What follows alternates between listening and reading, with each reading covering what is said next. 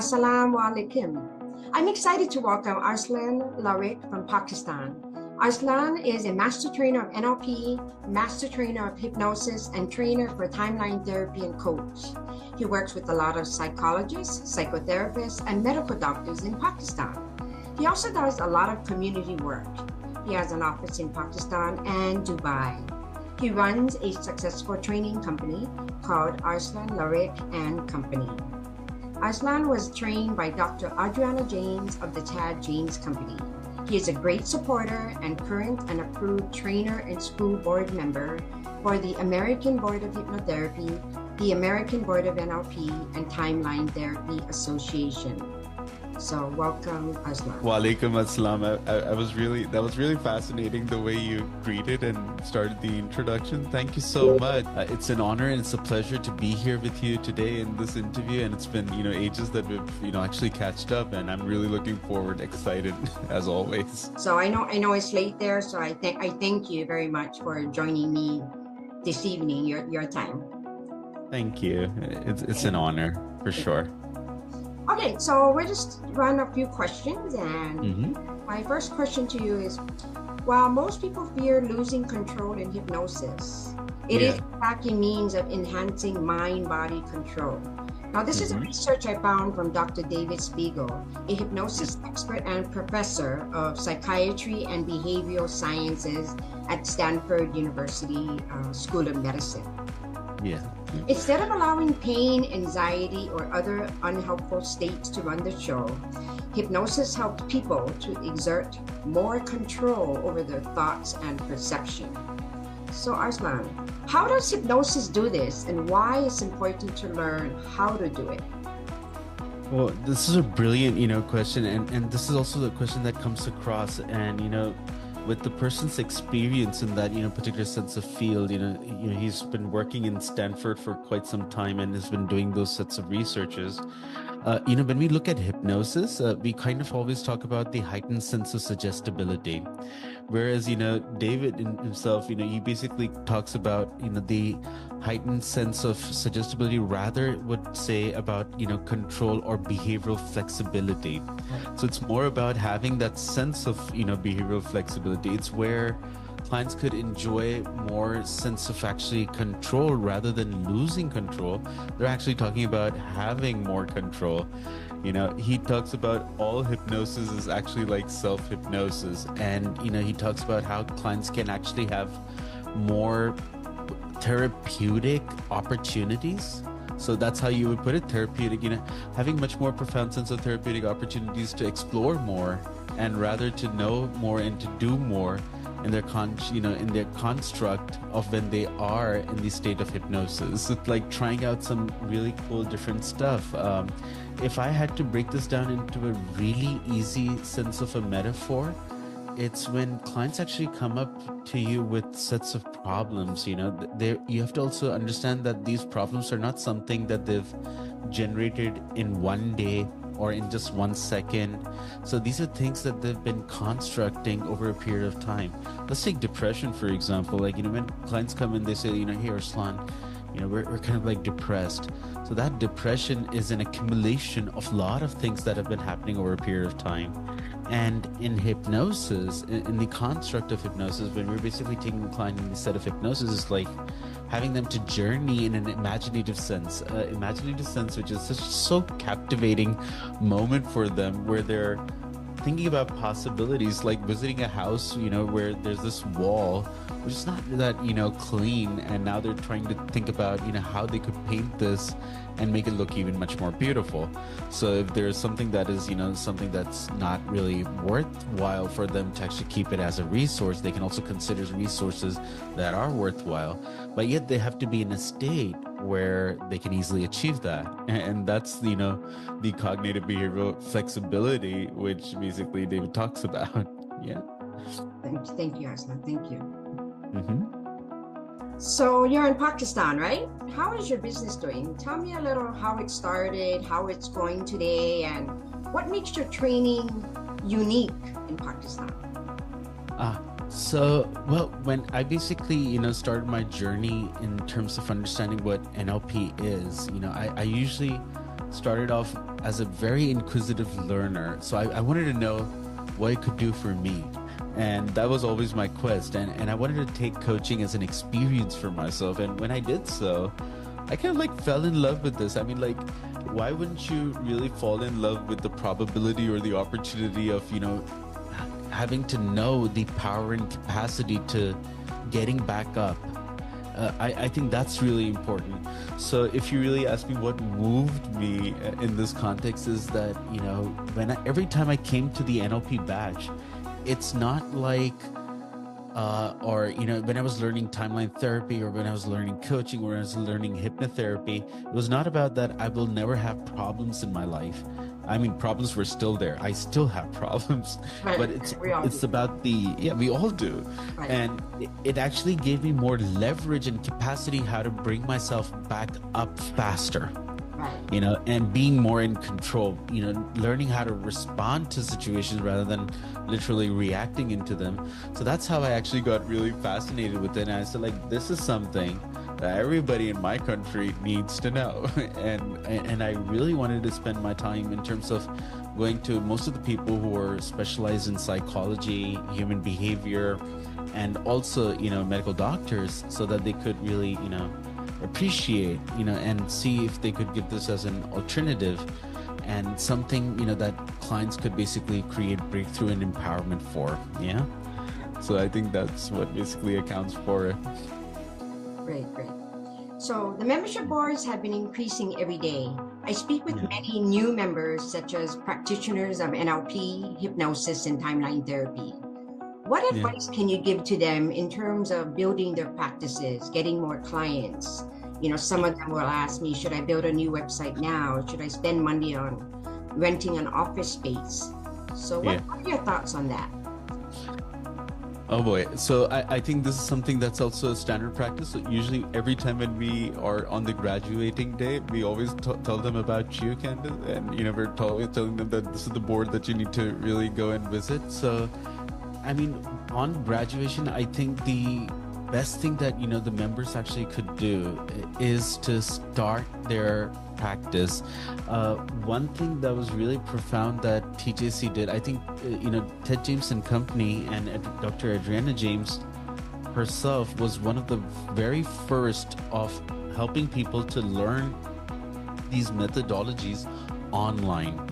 And with the event of COVID-19, when this thing, took place, it shaped the global landscape. It basically gave us we went global overnight, and we learned that, working online is not a limitation. It's about exploring and expanding and opening your arms out to the global arena. So I think the best thing that you could actually do is, start right away. How I put it is that as soon as you're learning these methods of coaching and hypnosis and timeline therapy techniques, you should have in your frame of mind that, hey, how do I get my first paid coaching client? How am I, and that's what really is. It's actually your client that's going to help you to become the outstanding coach that you've always wanted to become. And I think that's how I would put it. They should just start right up there, and things can happen. So one of the things that Adriana keeps saying is that life happens for us and not to us, and it's just about getting your first client, and then you just notice that it just keeps on expanding. Then the office comes, then the brand comes, then the website comes, and everything just falls into place once you just get into that momentum. Right. Thank you so much for that. So as we discussed the other day on positive quotes that we've seen the other day, right? Tell me one of your favorite quotes and why it resonates with you. Oh boy. Somehow I had an unconscious hunch that you were going to be asking me this, So one of my role models or mentors would be Dr. Adriana, and she's somebody that I really look up to. And one of the things that she says, she's quite really vocal with her sense of language, and I love that. There's so much sense of honesty and inspiration in that. Like, for example, the quote that I have with me, it's always on my desktop, so I just always have it here. There are people less qualified than you doing the things that they want to do simply because they decided to believe in themselves. I mean, it's just like, wow, you have this woman in front of which, I kind of put it that there's no bullshit that stands in that way, and Adriana is one person that, you could just sit in. If I had a coach like Adriana and Dr. Adriana would be my coach, I would actually come inside and I'm thinking in my mind, hey, if I say this, who am I kidding? Who am I kidding? So I always come up with a solution automatically. I think that's a great ability to have as an outstanding coach, where before even the client appears, you're always anticipating, and you're learning so much more as in terms of what I could do more. And she brings the best out in every one of us, I guess. That's how I would put it. So Candace, that's my coat. I think that's what I love about it, and that's the thing, the natural ability of people, taking decisions. I like people who are decisive, and that's how I resonate more with the quotations of Dr. Adriana in that context. Thank you. Same here. I did my trainings with Dr. Tad James and Adriana James, and speaking of Adriana, I mean, she wants the best for you. She just pushes you and indeed, makes you to be that better person, right? So I also did all of my trainings with both of them. So that's awesome. All right. So please share with us and the board members, what was one of your biggest mistakes when starting your coaching training business, and what you wished you did? This may be good for our new members to hear. Yeah. Well, I think what would be, I think the greatest, thing that here's something I always thought about step by step thing. So there's a lot of fear when you're starting a venture as a coach. Yeah. So when I was basically adapting to this, one thing that I could go back in the past and change it is that I would literally invest more on my personal development when I'm starting off. Yeah. Most people back off. Sometimes they kind of like think, okay, maybe if I'm a practitioner, that's more than enough. And then they give a gap. And then they think about master practitioner, and then they give a gap. If you want to basically not make this one mistake, and this is something that for me, was again something that I really, if I could go back and do anything, I would just take everything and absorb it within 1 year without having to think at all about it, because unconsciously, all those things are there. I feel complete.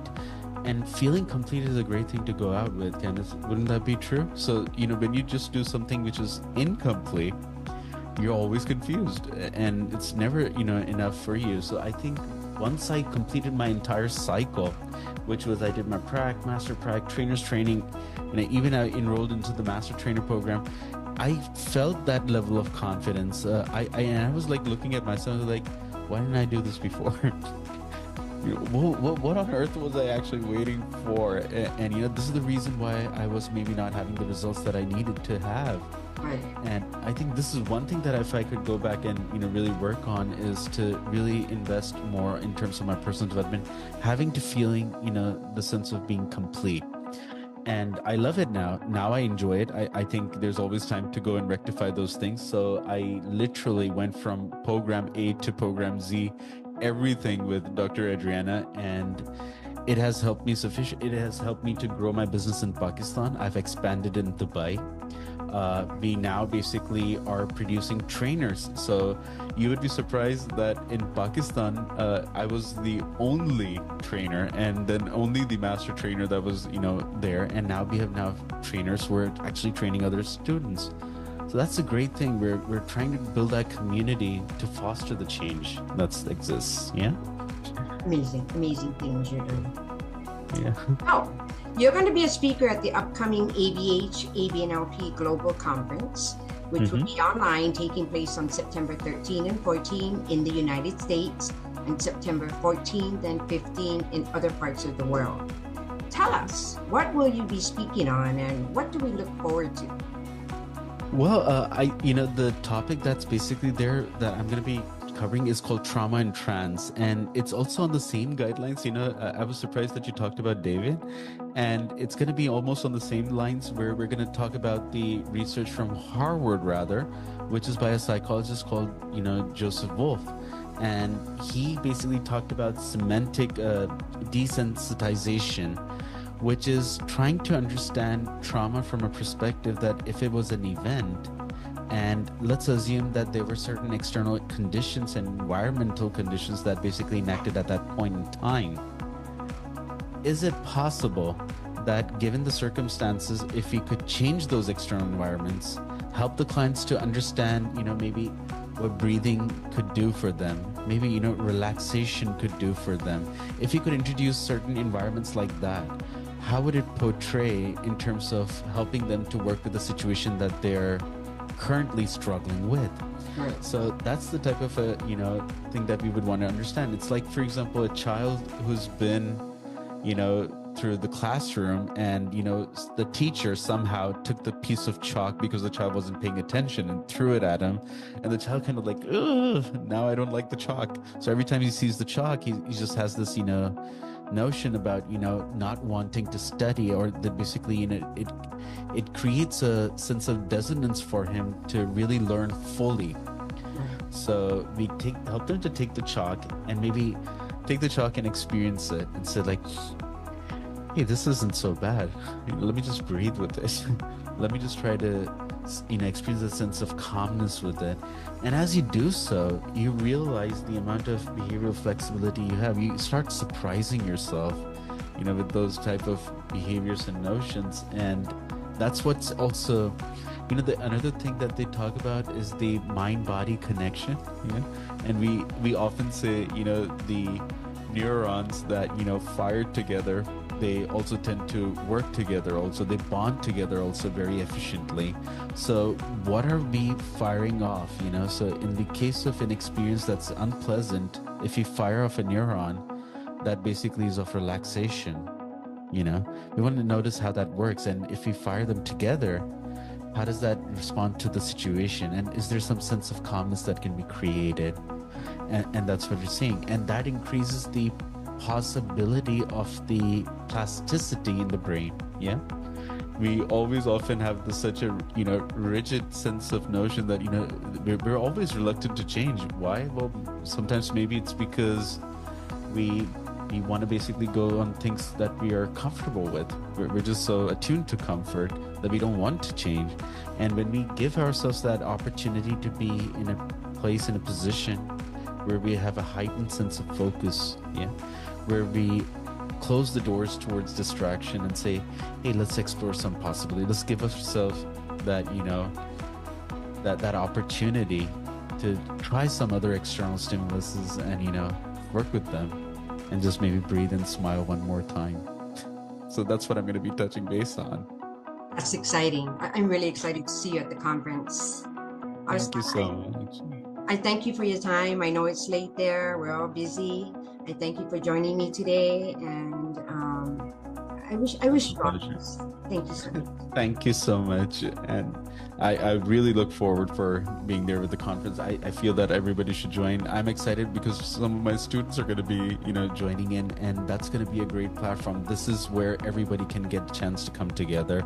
So I highly encourage everybody to put their, time and effort and be there and show up for sure. Thank you, Candace. Thank you. Stay well.